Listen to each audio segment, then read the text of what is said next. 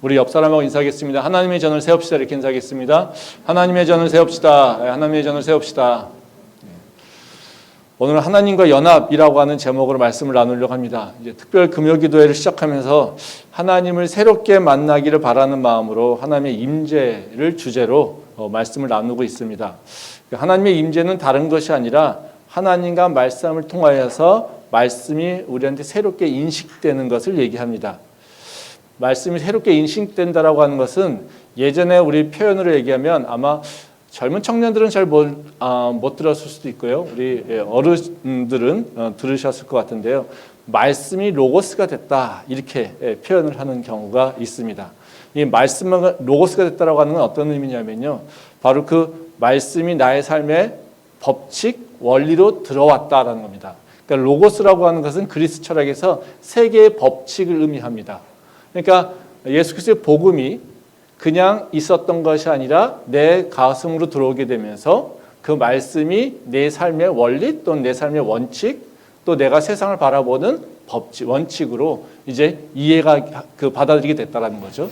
그래서 우리가 그 하나님의 임재를 경험하는 것은 그냥 듣던 말씀이 내 마음에 들어와서 이제 로고스 그리고 내 삶의 원칙들 그리고 내가 세상을 바라보는 바로 그 틀로 변했다라고 하는 것을 얘기할 수가 있습니다.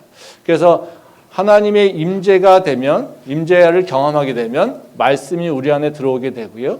그 말씀으로 우리는 세상을 다르게 바라보기 시작하고요. 그리고 그걸 통해서 우리의 삶은 변하게 된다라고 하는 것을 의미한다는 것이죠. 우리 하나님의 말씀이 우리 안에 들어오게 되면 당연히 변합니다. 우리 삶은 완전히 바뀌게 됩니다. 예전에는 중심이 없어서 막 방향성을 없이 흔들렸던 모습들 이런 모습들이 하나님의 말씀이 들어오게 되면요 우리 삶이 중심이 잡혀집니다. 어디로 가야 될지 그 방향성이 생깁니다. 그래서 그 균형과 방향성을 찾게 되고요. 예전에는 말씀이 없어서 우리가 지쳐서 낙심하고 힘없고 그렇게 연약하고 무기력한 모습을 살다가도요. 그렇지만 말씀이 우리한테 들어오게 되면 그 연약했던 모습이 이제는 그 외부의 충격을 다 이길 수 있는 그런 단단한 마음으로 변하게 됩니다.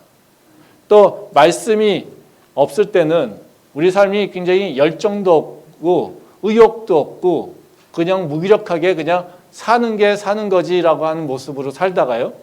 이제는 말씀이 들어오게 되면 우리 안에 새로운 열정이 생기게 되고요. 또 비전도 보게 되고요. 뭔가 하고자 하는 욕구도 생기게 되고요. 그리고 새로운 희망이 있게 된다는 거죠. 그래서 그 무기력했던 모습들이 이제 활력 있는 모습으로 바뀌게 됩니다. 그러니까 우리가 새로운 삶으로 나갈 때 가장 중요한 것은 바로 우리가 새 마음을 갖는다라고 하는 것을 알고 있는데 그 새 마음은 사실 내가 그냥 혼자 갖는 것이 아니라 바로 내가 하나님과 새로운 만남이 일어날 때 우리의 모습은 완전히 새로운 모습으로 바뀌게 된다는 것입니다.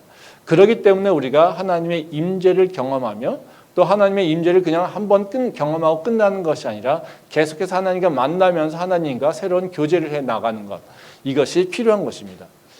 오늘 읽은 말씀은 예수님께서 비유를 통해서 천국과 구원에 대해서 설명하시는 말씀입니다. 천국을 이제 세 가지 비유로 설명하고 있는데요. 첫 번째 비유는 어떤 거였냐면 천국을 숨겨진 보화로 얘기합니다. 그러니까 천국이 밭에 숨겨졌다. 그리고 어떤 사람이 그것을 발견했다. 그럼 그 사람은 어떻게 했느냐? 모든 재산을 다 팔아서 그 천국이 숨겨진 그 땅을 밭을 사게 된다라고 하는 그런 비유입니다. 두 번째 비유는 어떤 거냐면요. 천국을 진주장사로 비교합니다. 그러니까 좋은 진주를 찾는 진주장사가 있는데 그 진주장사가 좋은 진주를 발견하면 자기가 가지고 있는 모든 것들을 팔아서 그 새로 발견한 그 진주를 사게 된다라고 하는 것을 얘기합니다. 세 번째 내용은 뭐냐면요. 바로 천국을 구물로 표현을 합니다. 그래서 구물은 모든 세상의 그 물에 있는 그 물고기를 다 품습니다. 그리고 때가 돼서 그물이 다 찼을 때 이제는 거기서 좋은 것과 나쁜 것을 구분한다라고 하는 것을 얘기하고 있습니다. 지난 금요일 금요기도회 때는 첫 번째 비유, 숨겨진 보화에 대해서 생각을 해봤습니다. 그러니까 이 숨겨진 보물에 대한 비유는 사실 우리 인간에 주고자 하는 말씀입니다. 그러니까 우리가 하나님 앞에 어떤 태도를 가져야 할지 이 부분에 대해서 얘기를 하고 있습니다. 그래서 우리가 왜 하나님을 찾고 구하고 하지 못하는가? 이것을 우리가 왜 신앙생활을 하고 있지만 우리가 왜 하나님을 간절히 찾지 못할까? 우리가 왜 하나님을 만나지 못할까? 우리가 왜 하나님에 대한 열정을 갖지 못할까? 그 이유에 대해서 설명하고 그걸 어떻게 극복할 것인지를 얘기를 해주는 것이 바로 이 첫 번째 비유입니다. 이 첫 번째 비유에서 우리가 하나님을 만나고자 하는 자가 어떤 것을 인식해야 되는지를 가르쳐주고 있습니다. 우리가 첫 번째 그 비유 통해서 우리가 하나님을 정말로 알고자 또는 하나님을 향한 열정이 생기려면 뭐를 우리가 다시 인식해야 되냐면요. 하나님이 실존하는 분이다라고 하는 것을 인식해야 됩니다. 그걸 기억해야 된다는 거죠. 그러니까 우리가 이 어떤 밭에 보물이 숨겨져 있다. 그것을 알지 못하면 어떻습니까? 절대 그 땅을 귀하게 여기지 않습니다. 근데요, 그 밭에 보물이 있어 라고 한다면 그 똑같은 땅도 겉을 보기에는 똑같은 흙밭이겠지만 우리는 그 안에 숨겨진 보물이 있다라고 하는 것을 알게 되면 그 밭은 이제는 더 이상 보통의 밭이 아니라 보물밭이 된다는 겁니다. 우리가 그것을 믿고 있어야 된다는 거죠. 우리가 하나님, 교회를 다닙니다. 그냥 나 여러 종교 중에 하나를 가졌어. 나 그냥 마음 편하려고 그냥 종교를 하나 갖는 게 좋을 것 같아. 그래. 어떤 사람들은 교회 가고 어떤 사람은 성당 가고 어떤 사람은 절에 가고 어떤 사람은 그냥 점집 가. 근데 그중에 나는 보기에 그냥 가장 좋은 게 교회가 괜찮은 것 같아. 그래서 왔어.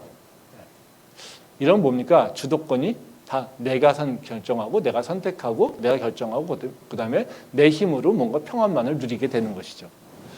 근데요. 그것이 아니라 세상의 다른 종교들은 그냥 뭔가시 다 자기의 능력, 자기의 뭔가 참선, 자기의 훈련을 통해서 뭔가를 얻으려고 해. 근데 교회는 보니까 달라. 사람들이 바뀌어. 그거 보니까 교회는 뭔가 우리가 모르는 그 존재가 있는 것 같아.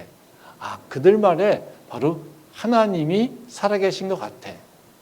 또 하나님이 살아계셔라고 하는 그 기대와 또 그 믿음이 있을 때 우리는 새롭게 교회를 나올 수 있다는 거죠. 똑같이 믿는 사람이라고 할지라도요. 기도하는 것도 마찬가지입니다. 내가 기도하는 가운데 하나님께서 임재하실 거야.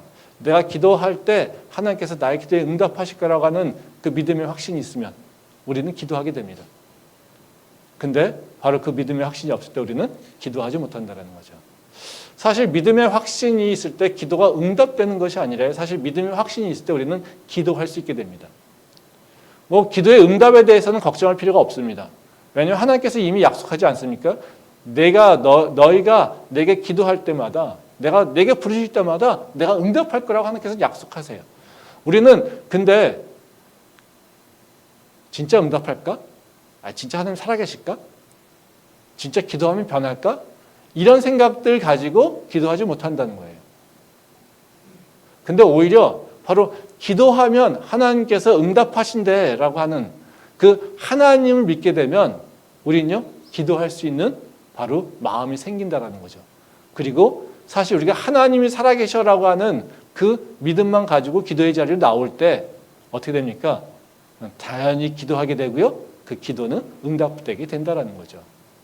그러니까 사실 기도의 능력 또 기도를 통해서 응답하신 하나님을 살아계시다라고 하는 것 그리고 그 하나님께서 지금도 역사하고 있다는 사실을 우리가 믿지 못하니까 우리는 뭐예요? 기도 자리를 못 나온다라는 거예요. 그러니까 우리가 하나님이 진짜로 살아계셔 그리고 우리가 하나님께서 말씀하신 대로 우리가 그 말씀을 따라갈 때 하나님의 약속하신 그 기적들이 내 삶 속에서도 일어난다라고 하는 그 실제 하는 하나님을 우리가 믿고 있어야 된다는 거예요. 그때 우리는 변하게 된다는 거예요.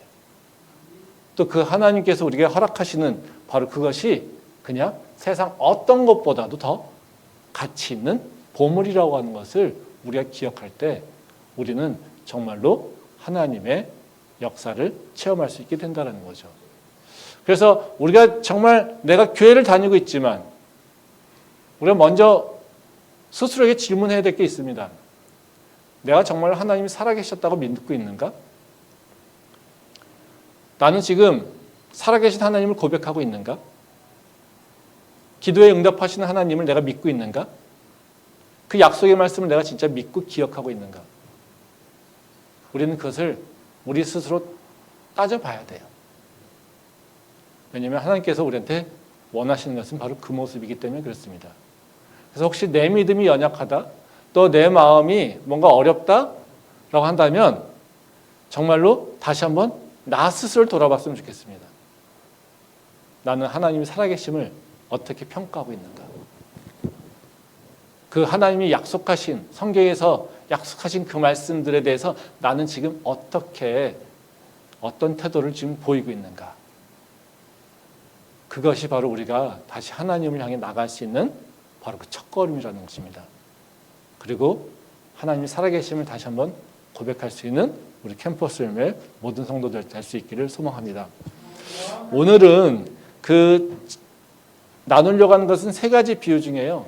두 개의 비유를 얘기를 하려고 합니다. 그러니까 첫 번째 비유와 두 번째 비유를 통해서 하나님께서 원하시는 우리의 관계, 그리고 하나님께서 약속하시는 우리의 관계, 어찌 보면 그냥 쉽게 얘기하면 하나님과의 연합되는 그 과정에 대한 얘기를 하고 있습니다. 그래서 하나님이 우리한테 원하시는 관계가 어떤 것인지, 그리고 하나님이 우리한테 뭘 약속하신지, 그리고 우리 삶에서 진짜 가장 우선적으로 우리가 해결해야 될 문제가 무엇인지, 이 부분에 대해 생각을 해보려고 합니다. 그래서 오늘 제목처럼 이 시간을 통해서 하나님과 내가 연합한다는 것이 뭔가라고 하는 것을 새롭게 인식하고 이제 하나님과 연합되는 삶의 모습으로 다시 나갈 수 있기를 소망합니다. 그럼 첫 번째로 하나님과 연합한다는 것이 무엇인가? 즉 하나님이 나한테 기대하는 게 뭐고 또 내가 하나님께 나가야 될 것이 무엇인지 이 부분에 대해서 같이 생각을 해보려고 합니다. 사실 하나님의 임재를 경험한다, 또 하나님과 하나가 된다, 또 하나님과 연합한다라고 하는 건 거의 같은 말입니다. 근데 이것은 둘이 하나가 된다는 것을 의미하는 것이죠. 근데 그냥 이 하나님의 임재, 하나님과 만남, 또 하나님과 연합한다라고 하는 것은 그냥 둘이서 만난다라고 하는 차원을 넘어갑니다. 어찌 보면 이것은 서로에게 있어서 전부가 되는 것을 얘기합니다. 그냥 만난다라고 하는 것이 아니라 서로에게 있어서 전부라는 것이에요. 그러니까 하나님이 우리에게 전부가 되는 거고요. 그리고 우리는요, 하나님에게 있어서 전부가 되는 거예요. 그냥 내가 하나님을 만난다라고 하는 것은 그냥 나 여럿인 중에 하나님 만났어, 이런 차원이 아니라는 거예요. 그리고 우리 여럿 중에 하나님께서 그냥 제일 많은 자들 중에 하나야. 최영준 많은 목사들 중에 하나야. 이렇게 인식하지 않으신다는 거예요. 하나님 우리를 인식할 때 너는 나의 전부야. 그리고 우리는 하나님이 나의 전부야. 이렇게 고백되는, 그 상호 고백되는 것이 바로 하나님과 연합한다라고 하는 것을 의미한다는 겁니다. 말씀 한번 보도록 하겠습니다. 마태복음 13장 44절에서 46절 말씀입니다. 천국은 마치 밭에 감추인 보화와 같으니 사람이 이를 발견한 후 숨겨두고 기뻐하며 돌아가서 자기의 소유를 다 팔아 그 밭을 사느니라. 또 천국은 마치 좋은 진주를 구하는 장사와 같으니 극히 값진 진주 하나를 발견하매 가서 자기의 소유를 다 팔아 그 진주를 사느니라. 오늘 읽은 말씀이죠. 이 말씀은 그 두 개로 비유가 됐습니다. 근데 이 두 비유는요, 서로 쌍을 이뤄요. 근데 사실 내용은 다른 내용입니다. 많은 경우에 이제 이것을 하나로 해서 그냥 천국을 가장 소중히 여기는 걸로 이렇게 이해를 하는데요. 근데 이 두 개의 비유는 서로 다릅니다. 그러니까 첫 번째 비유에서는 천국이 뭘로 비유되냐면요, 숨겨진 보물로 되어 있어요. 그러니까 문장에서 보면요, 목적어가 되어 있어요. 그리고 주어는요, 행동하는 사람은 사람이 주어 있습니다. 그러니까 이것은 뭘 의미하는 거냐면 천국을 향하는 사람이 또는 천국이 있다라고 믿는 사람이 어떻게 행동하는지 그 인간의 모습을 표현하고 있어요. 이게 첫 번째 비유입니다. 근데 두 번째 비유는요, 좀 달라요. 두 번째 비유는 천국이 뭐냐면요, 진주장사입니다. 이 진주라고 하는 것은 우리 인간을 얘기하고 있어요. 이 진주장사는 목적어가 아니라 주어예요. 그러니까 진주장사가 열심히 뭔가를 찾고 있어요. 그리고 그 진주를 발견했을 때 모든 것을 다 말하자면 내가 바꾸게 된다라는 거죠. 이 두 번째 비유에서 천국이 진주장사라고 하는 것은 주어의 역할로서 행동을 얘기하고 있어요. 이것은 하나님이 인간에 대한 행동을 얘기하고 있는 거예요. 그래서 앞쪽에서는 바로 인간이 천국을 향한 태도를 얘기하고 있고요. 이 두 번째 비유에서는 하나님이 인간을 향한 태도에 대해서 이야기하고 있다는 것이죠. 그래서 이 두 개가 하나는 인간의 행동, 그리고 또 다른 하나는 하나님의 행동. 그리고 이 두 주어들이 서로 각각에 대해서 어떤 태도와 행동을 갖고 있는지 이걸 보여주고 있습니다. 그런데 이 두 비유에 공통점이 있습니다. 이것 때문에 자꾸 우리가 혼란을 하게 되는데요. 이 두 비유의 공통점은 뭐냐면요. 내가 원하는 것을 발견했을 때 내가 열심히 찾고 있는 그 목적어에 대해서 어떻게 평가하냐면요. 모든 자산을 다 팔아서 그거를 바꾼다는 거예요. 이게 행동이 똑같습니다. 그러니까 인간이 하나님을 알게 되면요. 어떻게 해요? 하나님을 내가 더 가까이 하기 위해서 뭐요? 내가 갖고 있는 지금 모든 것을 다 던져버리고 하나님을 따라간다는 거예요. 또 두 번째 비유에서 뭐냐면요. 하나님이 우리 인간을 찾았어요. 영혼을 회복시키기 위해서 하나님이 갖고 있는 모든 것을 다 포기하고 그 영혼을 구원하기 위해서 하나님께서는 모든 일을 다 하신다는 거예요. 지금 두 행동이 어떻습니까? 똑같아요.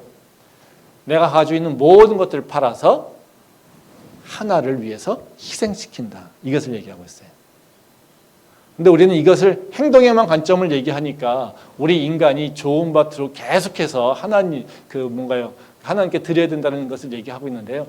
이거는 그것이 아니라 바로 두 개가 하나는 인간의 행동을, 하나는 바로 하나님의 행동을 얘기하고 있다는 것이죠. 이 연합이 어떻게 되고 있습니까? 하나님과 인간의 연합하는 과정은 뭐냐면요. 서로에 대해서 가장 우선순위, 가장 높은 가치, 그리고 그것이 전부라고 인식하고 받아들이는 관계. 이 관계가 바로 하나님과 우리의 관계가 된다는 것이죠. 그래서 내가 하나님을 가장 소중하게, 하나님은 나를 가장 소중하게 그렇게 여기는 둘의 존재가 만나서 하나 되는 것이 하나님과 연합되는 것을 얘기한다는 겁니다. 말씀 한번 보겠습니다. 로마서 5장 8절과 9절 말씀입니다. 우리가 아직 죄인 되었을 때에 그리스도께서 우리를 위하여 죽으심으로 하나님께서 우리에 대한 자기의 사랑을 확증하셨느니라. 그러면 이제 우리가 그의 피로 말미암아 의롭다 하심을 받았으니 더욱 그로 말미암아 진노하심에서 구원을 받을 것이니. 이 말씀은 하나님께서 우리에게 무엇을 행하셨는지를 잘 보여주고 있는 말씀이에요. 그러니까 하나님께서 뭐라고 하시냐면요. 우리가 아직 죄인 되었을 때, 그렇죠? 그때 우리를 위해서 뭐요? 당신의 독생자 아들 예수를 희생시키셨고 그걸 통해서 우리를 향한 당신의 사랑을 확증했다 얘기를 하고 있어요. 즉 하나님은 우리를 구원하시기 위해서 사실은 뭐예요? 자기를 내버린 거예요. 그러니까 독생자 아들 예수를 죽인 것은 내가 죽은 거나 똑같은 얘기를 말씀하고 있습니다. 그러니까 하나님께서는요. 우리를 사랑하셔서 우리를 구원하기 위해서 우리의 생명을 뭐로 바꾸셨냐면요. 당신의 독생자 아들 예수를 죽였다는 거예요. 그래서 예수 그리스도의 십자가는 단순하게 여러 양 중에 바로 한 양을 잡아서 죄를 대체하는 그런 것이 아니라 바로 하나님이 가지고 있는 하나밖에 없는 하나님의 전부, 이 전부를 누굴 위해서? 나를 위해서 희생시킨 것을 얘기하고 있는 거예요. 그러니까 하나님은요, 우리를 구원하기 위해서 우리가 교회에 나와서 하나님을 받아들이고 하나님이 나의 아빠, 아버지라고 인정하는 바로 그것을 하게 위해서 당신의 전부 예수를 희생시키셨다는 것을 얘기합니다. 말씀 한번 또 보도록 하겠습니다. 창세기 22장입니다. 사자가 이르시되 그 아이에게 내 손을 대지 말라. 그에게 아무 일도 하지 말라. 내가 네 아들 네 독자까지도 내가 내게 아끼지 아니하였으니 내가 이제야 내가 하나님을 경외하는 줄을 아노라. 아브라함이 눈을 들어 살펴본즉 한 순양이 뒤에 있는데 뿔이 수풀에 걸려 있는지라. 아브라함이 가서 그 순양을 가져다가 아들을 대신하여 번제로 드렸더라. 이 말씀은 아브라함이 하나님에게 이삭을 바치는 그 과정을 얘기하고 있습니다. 그러니까 하나님께서 아브라함에게 정말 아들도 없는 아브라함을 불러서 내가 너를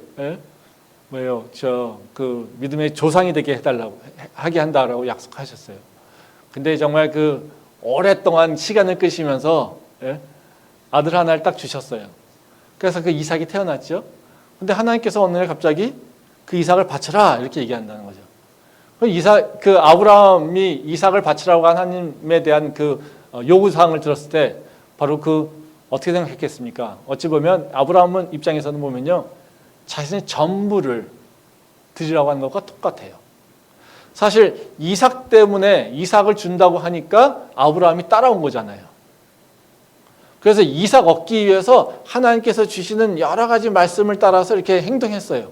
그 길을 따라갔어요. 근데 그래서 결국엔 이루어졌어요.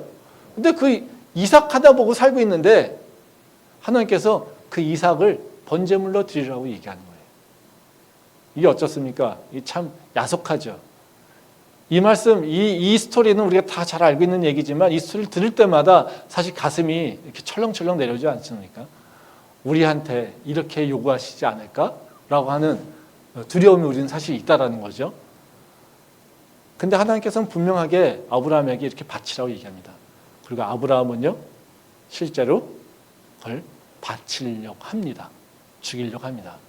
그 순간에 하나님께서 아브라함에게 이삭에게 손을 대지 마라 이렇게 얘기한다는 거예요. 그리고 아브라함을 이제 바치려고 했다는 그 아브라함을 칭찬하신다는 거예요. 이 사건을 통해서 아브라함이 바뀝니다. 뭘로요? 그냥 아브라함이 아니라 바로 믿음의 조상이라고 하는 타이틀을 얻게 되는 거죠. 믿음이라고 하는 게 뭐겠습니까? 바로 이 모습입니다. 내 전부, 내 인생을 이끌어왔던 것들, 이것들을 하나님께서 명령하시니까 바로 그 전부를 포기하고 드릴 수 있는 것들. 즉 살다가 어느 날 내가 숨겨진 보화를 받았어, 발견했어. 그 숨겨진 보화를 보니까 너무너무 가치 있고 너무너무 좋아서 내가 지금 살던 방식대로 살 수가 없어. 그래서 나는 새로운 인생으로 갈 거야 하면서 내 전부를 다 갖다 팔아서 이 하나를 얻게 되는 그 모습이 지금 아브라함의 모습에서 드러나고 있다는 거죠. 바로 이 사건을 통해서 하나님과 아브라함은요, 연합되는 것이 이제는 우리가 연합되는 것을 알 수 있고요. 그리고 아브라함의 인생은 어찌 보면 완결된 인생으로 보여지게 된다는 것입니다. 하나님께서 우리한테 원하시는 관계, 이것은 다른 것이 아니라요, 바로 지금 이 관계예요. 내가 너를 위해서 내 모든 것을 나는 포기해. 난 그토록 너를 사랑해. 이것이 하나님께서 우리한테 원하시는 거예요. 또 그러니 너도 나를 조금 그렇게 사랑해주면 안 되겠니? 내가 너를 위해서 다 포기한 것처럼 너도 나를 위해서 좀 포기할 수 없겠니? 나를 가장 사랑해 줄 수 없겠니? 바로 이 말씀을 하시는 게 바로 하나님께서 우리한테 원하시는 연합의 관계라는 겁니다. 말씀 한번 더 보도록 하겠습니다. 요한복음 15장 4절부터 5절 말씀입니다. 내 안에 거하라 나도 너희 안에 거하리라. 가지가 포도나무에 붙어 있지 아니하면 스스로 열매를 맺을 수 없음 같이 너희도 내 안에 있지 아니하면 그러하리라. 나는 포도나무요 너희는 가지라. 그가 내 안에 내가 그 안에 거하면 사람이 열매를 많이 맺나니 나를 떠나서는 너희가 아무것도 할 수 없음이라. 하나님이 우리와 연합되는 것을 뭘로 표현하고 있냐면요, 이 포도나무와 가지로 표현을 하고 있는 겁니다. 근데 여기 보면 재밌는 게 뭐냐면요, 바로 하나님과 예수님의 관계를 얘기하고 있어요. 그리고 그 관계를 통해서 예수님과 우리의 관계를 요구하고 계세요. 보면 여기 보면 그런 얘기 하죠. 내 안에 거하라 나도 너희 안에 거하리라. 가지가 포도나무에 붙어 있지 않으면 스스로 열매를 맺을 수 없다. 너희도 내 안에 있지 않으면 그러하리라. 포도나무여 너희는 가지라. 그가 내 안에 내가 그 안에. 그렇죠? 그가 하나님 아니죠. 내가 그 안에 있어. 그리고 나도 그가 내 안에 있어. 그러니 내가 너랑 관계도 어떤 거냐면 내가 너희 안에 있기를 원해, 너희가 내 안에 있기를 원해. 즉 이미 성부와 성자와 성령이 연합돼서 우리는 하나가 됐다고 얘기하잖아요. 그렇죠? 예. 근데 성부 하나님과 성자 예수님이 어떻게 하나 됐느냐? 하나님이 예수님 안에 있어요. 예수님은 어디요? 하나님 안에 있어요. 이게 어떤 관계예요? 완전하게 하나가 됐다는 거예요. 하나님은 예수님을 위해서 모든 것을 행하십니다. 그리고 예수님은 하나님을 위해서 모든 걸 행하십니다. 그리고 이 안에 붙어 있다 보니까 어떻게 해요? 열매를 맺게 되는 거예요. 그러니까 예수님께서 이것을 경험하셔서 우리한테 뭐라고 얘기하십니까? 내가 너희 안에 있을 거야.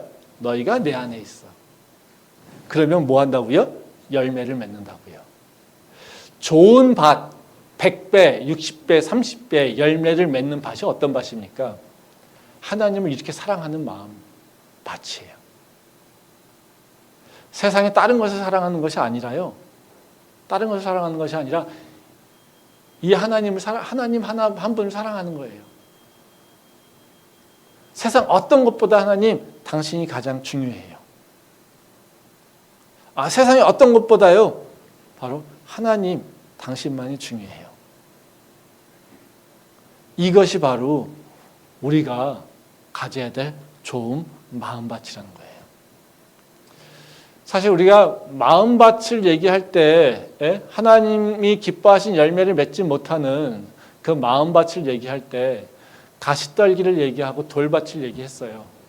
근데 이 가시떨기와 돌밭이 없어지지 않는 이상 우리는 열매 맺기 쉽지 않잖아요. 근데 가시떨기 돌밭이 뭡니까? 다른 게 아니에요. 세상을 좋아하는 마음이에요. 육체를 좋아하는 마음이에요. 하나님 말고 다른 것을 사랑하는 마음인 거예요. 그러니까 하나님보다 더 사랑하는 것들이 있는 거예요. 그 하나님보다 더 하나님은 우리한테 원하시는 것이 내가 너의 1번이 되기를 원한다는 거예요. 내가 너에게 첫 번째가 되기를 원하신다는 거예요. 이것이 하나님이 우리를 향하신 마음, 우리에게 원하시는 마음인 거예요. 근데 우리는요, 하나님이 뭡니까? 2번, 3번이에요. 2번만 돼도 어찌 보면 정말 믿음 좋은 모습이죠. 어찌 보면 10번 밖에 있을 수 있어요. 하나님, 나는요, 당신 말고요. 그래, 당신도 좋아요. 근데요, 나한테 더 필요한 건요, 돈이에요. 하나님, 당신 참 좋아요. 내가 믿어요. 아시잖아요. 근데 지금 나한테 필요한 건요, 명예예요. 세상 사람들이 인정해줘야 돼요. 하나님, 그래요. 하나님 살아계시죠. 맞아요. 근데 지금 나한테 필요한 건요, 뭔가 세상에 성공해야 되는 거예요. 취업해야 되고요. 세상 사람들 자랑할 것들이 좀 있어야 돼요. 이런 것들, 이런 모습이라는 거죠. 그러니까 어떻게 해요? 하나님하고 연합된 관계가 되지 않는 거예요. 그 연합된 관계가 되지 않으니까 어떻게 해요? 그 인생이 열매 맺기가 참 어렵다라는 거죠. 우리는 이걸 그냥 기계적으로 하나님을 믿으려니까 신을 기쁘게 하면 신은 우리한테 모든 걸 바치기를 원해. 우리가 다 포기를 하기 원해. 이렇게 생각하는데요. 하나님과 우리의 관계는요, 어떤 관계냐면 사랑의 관계예요. 그래서 예수님과 우리 교회를 비교할 때마다 신랑과 신부를 비교합니다. 한번 생각해 보세요. 내가 결혼을 했는데 내 결혼한 상대자가 나보다 다른 사람을 더 사랑해. 내가 다른 사람을 더 중요하게 여겨. 그럼 뭡니까? 그건 사랑의 관계가 아니라고 다 의심하고 그리고 그것은 오래가지 못해요. 많은 경우에 부부싸움 한다. 어떤 경우는 되게 여러 가지를 부부싸움 하지만 그런 거잖아요. 주말에 가족하고 함께 지내지 않고 회사를 가. 내가 먹고 살기 위해서 회사를 계속 가. 그랬더니 애들이 뭐예요? 나중에 되니까 아빠, 당신이 우리를 사랑했어? 아빠는 아빠대로 막 이렇게 사랑한다고 그래서 회사에 가서 열심히 일했어요. 근데 그 아빠와 시간을 아빠가 자녀들하고 시간을 같이 안 했어요. 가족들하고 시간을 같이 안 했어요. 그 가족들은 어떻게 생각합니까? 아빠는 우리보다 다른 것을 더 좋아해. 이게 싸움이 되는 거죠. 그게 다툼이 되는 거죠. 그래서 그 관계가 어떻게 해요? 깨져버리잖아요. 그렇지 않습니까? 되게 단순해요. 사랑은요, 내가 사랑하는 대상이 첫 번째가 되는 거예요. 그것이 증명될 때, 그것을 나타낼 때 우리는 상대를 사랑한다라고 자식에게 얘기할 수 있는 거예요. 그 첫 번째가 아니라 두 번째, 세 번째라고 얘기한다면 그것은 사랑이 아니라 그냥 내가 좋아해? 아니면 그냥 내가 너한테 호감을 갖고 있어? 아, 너 나한테 소중한 존재야. 그래. 이렇게 되는 것밖에 안 되는 거예요. 진짜 사랑한다고 얘기하기가 어렵다라는 거죠. 그래서 하나님께서 우리의 사랑을 보여주실 때 뭘로 보여주셨습니까? 예수를 십자가에 달려 죽게 하심으로 우리를 향한 사랑을 확증했다고 얘기합니다. 그렇죠? 뭐요? 너희가 내 전부야. 이것을 하나님께서 약속하신, 지금 보여주고 있다는 거죠. 그래서 하나님과의 연합은요, 바로 하나님이 나를 가장 사랑한다는 그 사실을 알고 나도 그 사랑에 반응해서 하나님을 가장 우선적으로 사랑해요라고 고백하고 행동하는 게, 이것이 바로 하나님과의 연합, 그리고 하나님께서 우리한테 원하시는 관계라는 것입니다. 그것을 알고 하나님과 새로운 관계로 나갈 수 있기를 소망합니다. 그러면 하나님과 이렇게 서로 사랑하는 게 좋아요. 근데 우리 삶하고 무슨 관계가 있죠? 하나님하고 연합하는 거, 이거 보니까 다 바치래, 다들 이래, 다 포기하래. 그리고 뭐만 하라고요? 네. 하나님만 사랑하래. 이거 보니까 어떻게 생각해요? 우리는 밖에 활동을 다, 세상에서 활동을 모든 건 다 멈추고 항상 뭐만 해야 돼요? 기도만 해야 되고, 예배만 드려야 되고, 찬양만 해야 되고, 교회만 나와야 되는 걸로 생각할 수 있잖아요. 그렇죠? 사실 그렇게 오해도 해요. 예. 사람들이 오해도 하죠. 그래서 세상에서, 예? 세상을 사랑하지 말고 하나님을 사랑한다 하니까 맨날 교회만 와. 예. 모든 직업은 다 뭐예요? 이제 버려버리고 뒤로 하고서 맨날 예배만 드려. 예. 이거 맞겠습니까? 예, 그건 아니에요. 그렇게 이해하면 안 됩니다. 그러니까 하나님과 연합된다, 하나님과 사랑한다라고 하는 것은 어떤 것이냐면요, 바로 우리가 세상을 포기한다라고 하는 것이 아니라요, 세상을 이긴다라고 하는 것을 의미해요.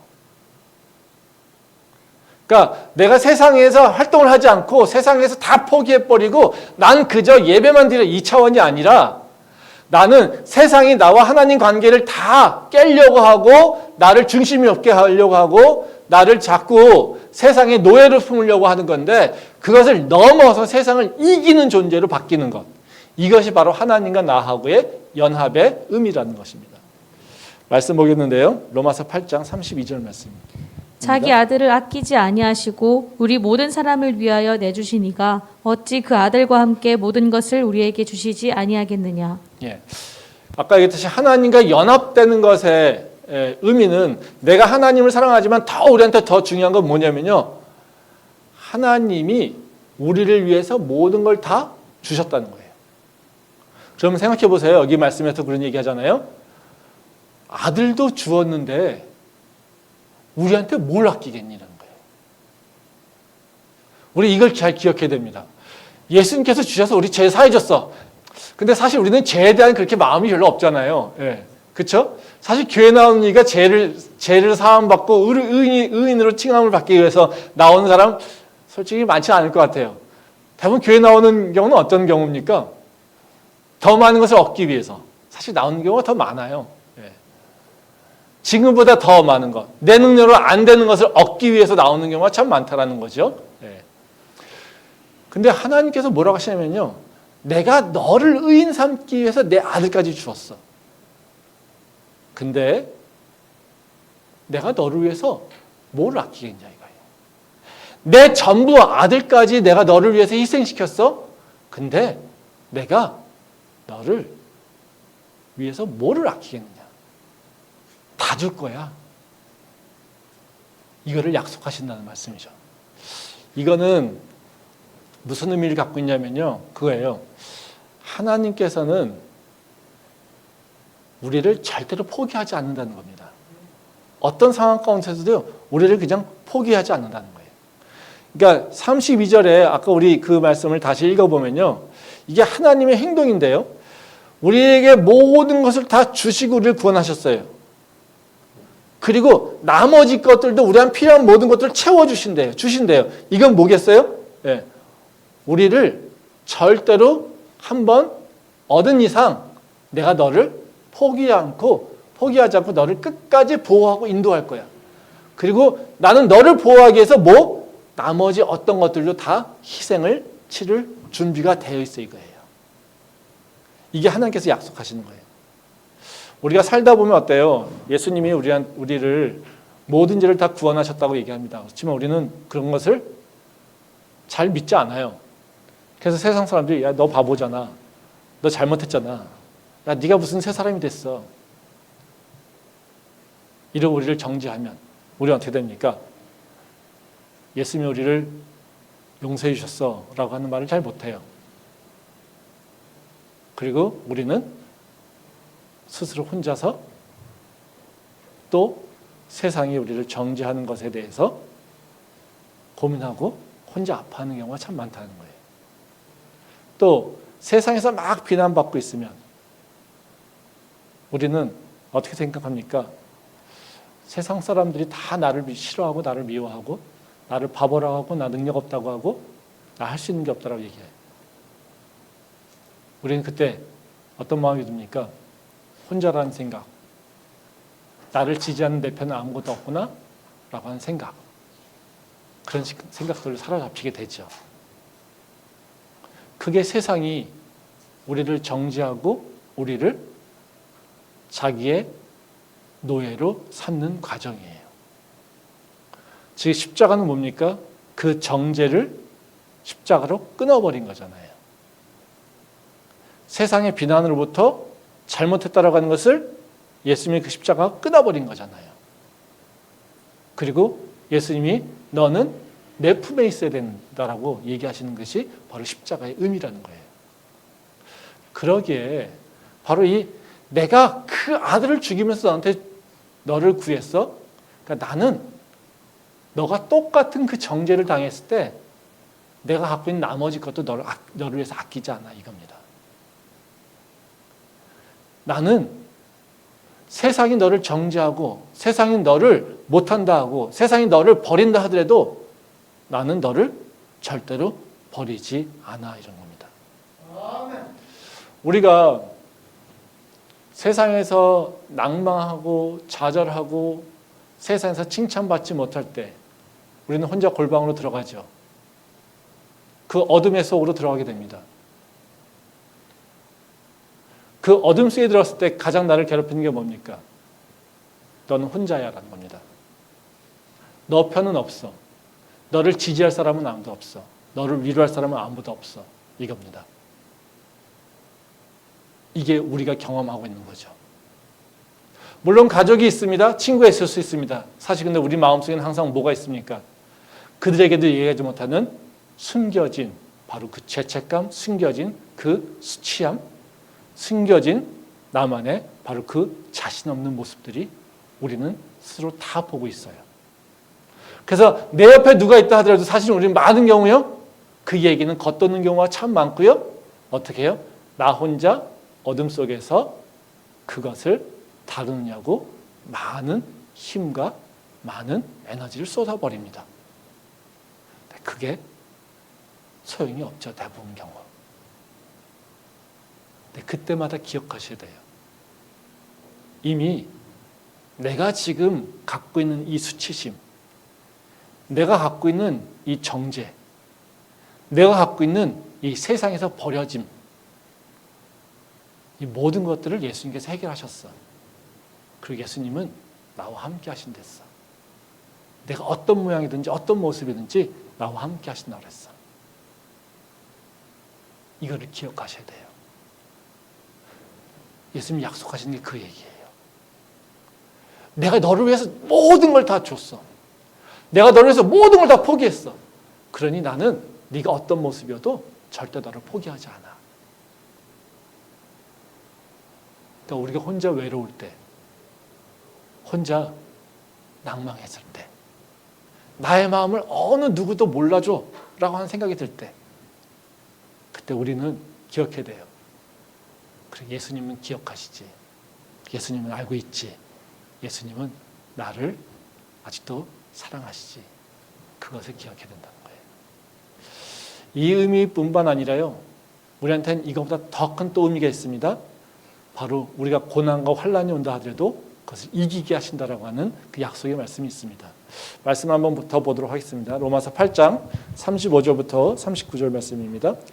누가 우리를 그리스도의 사랑에서 끊으리요? 환난이나 곤고나 박해나 기근이나 적신이나 위험이나 칼이랴. 기록된 바 우리가 종일 주를 위하여 죽임을 당하게 되며 도살당할 양같이 여김을 받았나이다 함과 같으니라. 그러나 이 모든 일에 우리를 사랑하시는 이로 말미암아 우리가 넉넉히 이기느니라. 내가 확신하노니 사망이나 생명이나 천사들이나 권세자들이나 현재일이나 장래일이나 능력이나 높음이나 깊음이나 다른 어떤 피조물이라도 우리를 우리 주 그리스도 예수 안에 있는 하나님의 사랑에서 끊을 수 없으리라. 예. 하나님의 사랑은요, 우리를 그냥 단순히 외롭지 않게 우리와 함께하고 위로하는 존재가 아닙니다. 그 차원에서 머물러 있지 않는다는 거예요. 여러분, 하나님은 우리가 세상을 이길 수 있게 하신다는 거예요. 여기 보면 뭐라고 합니까?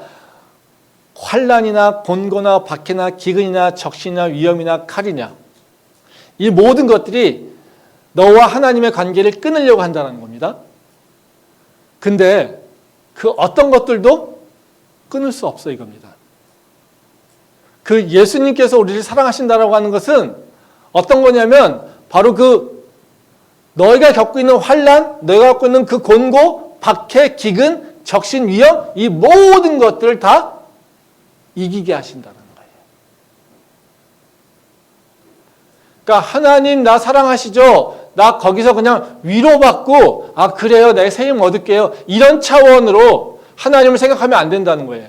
하나님 나 세상에서 다 버려졌어요. 세상에서 나 인정하지 않아요. 아 나 외로워요. 그래도 하나님께서 날 인정해 주시죠. 그래요, 내가 하나님 믿고 갈게요. 이런 차원이 아니라는 거예요. 그것보다 훨씬 더 능력 있고 훨씬 더 적극적이라는 거예요. 그래요, 세상에 나를 자꾸 너 할 수 있는 게 없다고 생각해요. 너 죄인이라고 얘기해요. 너 부족하다고 얘기해요. 너 능력 없다고 얘기해요. 너 못생겼다고 얘기해요. 너 힘없다고 얘기해요. 그렇지만 하나님께서는 그런 비난, 이거 이기게 하신다라는 거예요. 우리한테 세상은요, 자꾸 어른들이 와가지고 우리를 실패하고 낭망해하고 목이 타게 하고 포기하게 하려고 하는 그런 모습이 있다는 거죠. 이게 뭐예요? 고난이고 환난이잖아요. 그렇죠? 이런 것들을 어떻게 해요? 너를 주저앉게 못한다는 거예요. 어려움 때문에, 세상의 장애물 때문에 너가 주저앉아서 너의 인생을 포기하지 않게 하신다는 거예요.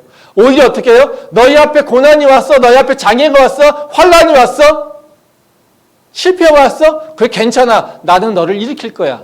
그래서 그것을 이기게 할 거야. 이 약속의 말씀이 바로 이 말씀이라는 거예요. 그게 하나님의 사랑이에요. 그게 하나님의 사랑은 그냥 마음이 따뜻해졌어요, 아 위로받았어요, 힐링받았어요 라는 차원이 아니라는 거예요.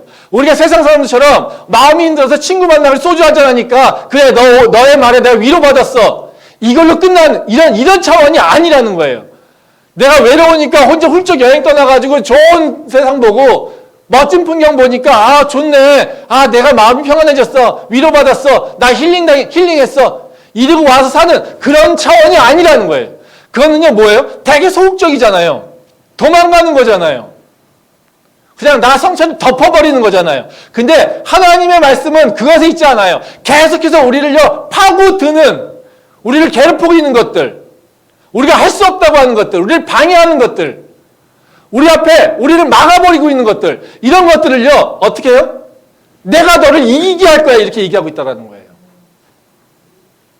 하나님과 연합될 때 열매 맺는다라고 하는 건 어떤 거냐면요, 풍수해가 나도 나는 열매 맺는 거예요.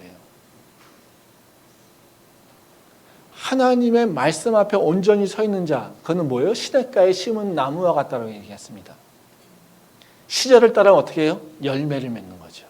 우리 교육관의 이름이 시냇나무입니다. 시냇가에 심은 나무. 왜요?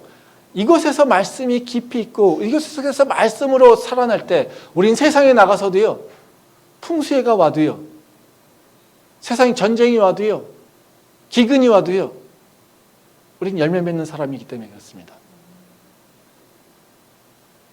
그래서 하나님과 내가 연합될 때 우리는 거기서 위로받는 차원을 넘어서요, 그것을 이기는 존재로 우리가 바뀌게 된다는 거예요. 저는 우리가 지금 이 순간 코로나 때문에 다 두려워하고 걱정하고 할 수 있는 게 없는 것 같고, 저도 마찬가지입니다. 세상에서 두려움이 많습니다. 그때 우리가 회복돼야 될 게 뭐겠습니까? 하나님과 연합됨을 회복해야 되는 거예요. 그래야 이길 수 있는 거예요. 그 두려움을 이길 수 있는 것, 하나님을 믿음으로. 내가 걱정과 근심, 염려하는 것, 이길 수 있는 것, 바로 그것이 하나님과 연합되는 것. 이것으로 이길 수 있다는 것입니다. 우리는요, 세상에서 정말 많은 문제들이 있어요. 살면서 문제 없는 사람이 어디 있습니까? 겉으로 보기엔 다 평안해 보여도 어떻게 해요? 다 걱정과 근심, 염려 있지 않습니까? 이건 다 우리가 알고 있는 거 아닙니까? 아마 저희 과에 있는 학생들이 저를 보면 어떻게 생각했습니까? 되게 편안하고 걱정 없을 것 같지 않습니까? 저 하나도 걱정이 되게 많아요. 근심도 많고요. 쫄리는 것도 많고요. 염려하는 것도 많습니다. 우리가 보기에 다른 사람들 어떻습니까? 저 잘 나가는 연예인들 얼마나 너무 보기 좋지 않습니까? 세상에 인정받고 박수받고 돈도 많은 것 같고요. 좋은 차도 타고 있고요. 너무나 연예인들 멋지게 살고 있지 않습니까? 근데 그들의 모습은 어떻습니까? 자기의 삶이 고난스러워서 스스로 목숨을 끊으려고 하는 사람 너무 많지 않습니까? 세상의 모든 사람들은 다 염려가 있어요. 그것이 어찌 보면 이 세상을 살아가는 모든 사람들이 겪어야 될 바로 그 피할 수 없는 숙명과 같은 것이죠. 근데 이것을 어떻게 해결하겠습니까? 우리가 정말로 해결해야 될 그 문제가 무엇인지, 어떤 문제부터 해결해야지 그 모든 얽혀진 것이 풀리는지를 잘 봐야 된다는 거예요. 우리의 인생은요, 막 문제가 꼬여가지고 막 실타래같이 엉켜져 있는 모습과 똑같은 인생 속에 살고 있다는 거예요. 근데 이것을 풀어나가려면요, 어느 부분을, 어떤 문제를 먼저 해결해야 될지를 잘 파악해야 된다는 거죠. 우리가 어떤 문제를 해결해야 될까요? 가장 먼저 해결해야 될 문제는요, 다른 게 아닙니다. 하나님과 나하고의 꼬여진 관계를 해결해야 된다는 거예요. 마지막으로 말씀 한번 보고 마무리하도록 하겠습니다. 마태복음 6장 24절과 25절 말씀입니다. 한 사람이 두 주인을 섬기지 못할 것이니 혹 이를 미워하고 저를 사랑하거나 혹 이를 중히 여기고 저를 경히 여김이라. 너희가 하나님과 재물을 겸하여 섬기지 못하느니라. 그러므로 내가 너희에게 이르노니 목숨을 위하여 무엇을 먹을까 무엇을 마실까, 몸을 위하여 무엇을 입을까 염려하지 말라. 목숨이 음식보다 중하지 아니하며 몸이 의복보다 중하지 아니하냐. 아까 말씀대로 이 말씀, 우리 육체를 입고 이 땅에 살아가는 사람들이 겪게 되는 도전이죠. 그리고 겪게 되는 생명과 같은 질문입니다. 우리는 이 땅에 살면서 먹고 사는 문제 고민하지 않을 수가 없습니다. 그래서 이 문제 때문에 우리는 예수님을 자꾸 놓쳐버립니다. 근데 먹고 사는 문제를 내가 해결하려고 하니까요, 세상의 짐들이 자꾸 내게 쌓이게 되는 거예요. 우리는 문제를 하나 해결하려고 하다 보니까요, 그 짐들이 계속해서 더 쌓이게 돼요. 그래서 계속해서 문제의 고민들은 더 자꾸 늘어나는 거예요. 이게 왜 그렇습니까? 우리도 모르게 두 주인을 섬기려니까 힘든 거예요. 버겁죠. 주인이 하나여도 힘든데 둘을 품으려고 하나님도 섬기고 세상도 잘 되고 이러려고 하다 보니까 어떻게 해요? 우리는 정말 가랑이가 찢어질 정도죠.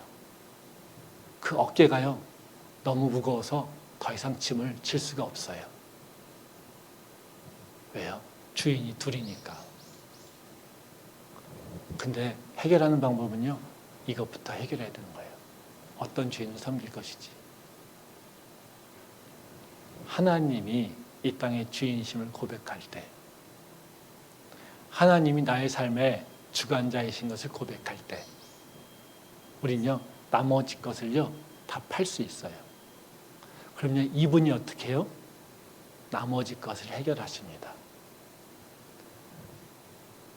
예수를, 그 전부인 예수를 희생하면서 우리를 사랑하셨습니다.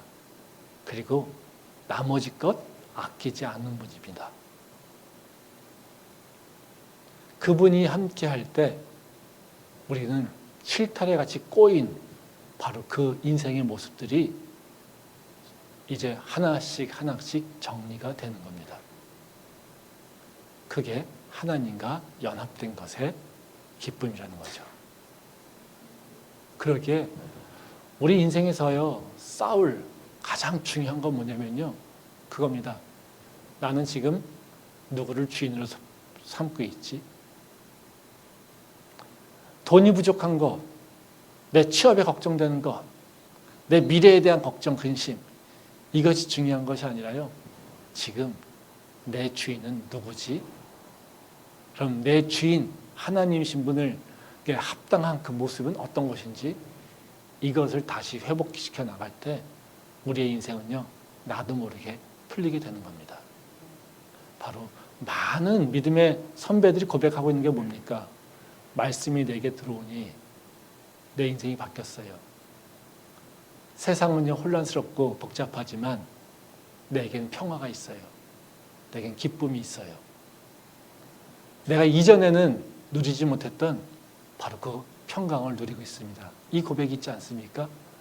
바로 그것이 바로 어떤 주인을 올바르게 섬기고 있느냐, 이것의 싸움에서 결정된다는 것입니다. 바로 지혜는 바로 이 문제를 바르게 선택하는 것, 이것이 진짜 지혜라고 믿습니다. 그 지혜가 우리 안에 있기를 소망합니다. 기도하겠습니다.